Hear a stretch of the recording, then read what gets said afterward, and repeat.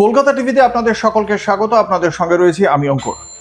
এই মুহূর্তের অন্যতম গুরুত্বপূর্ণ খবর, মধ্যপ্রদেশে প্রায় 2000 কৃষক এবার মধ্যপ্রদেশের রাজধানী ভোপালের মধ্যে প্রবেশ করছেন।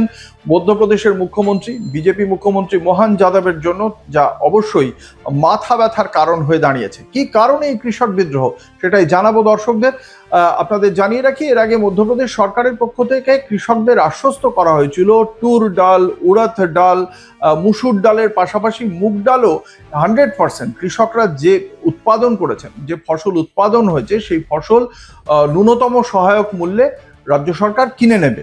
কিন্তু সেখানে এই কেনার ক্ষেত্রে বেশ কিছু আপত্তির বিষয় ঘটেছে এবং তার পাশাপাশি যে কৃষির জন্য যে সার দেওয়ার বিষয়, সেই সার সরকারের পক্ষ থেকে কৃষকদের হাতে তুলে দেওয়ার কথা, সেই সার দেওয়ার ক্ষেত্রেও যে ভূমিকা সরকারের পক্ষ থেকে দেখানো হয়েছে তাতেই আপত্তি রয়েছে কৃষকদের। এবং সেই কারণেই সংযুক্ত কিষাণ মোর্চার ব্যানারে শুরু হয়েছে এই বিক্ষোভ আন্দোলন। এর আগে দিল্লির সিঙ্গু বর্ডারে আমরা যে দেখেছিলাম, এবার সেই একই রকমভাবে জেলার থেকে ভোপালের উদ্দেশ্যে রওনা হয়েছে সংযুক্ত কিষাণ মোর্চার আন্ডারে প্রায় 2000 কৃষক। ইতিমধ্যেই ভোপালের দক্ষিণ প্রান্তে সেখানে উপকণ্ঠে পুলিশের যে ব্যারিকেড ছিল, সেই ব্যারিকেড ভেঙে ভোপালের দিকে এগিয়ে চলেছে কৃষক বাহিনী।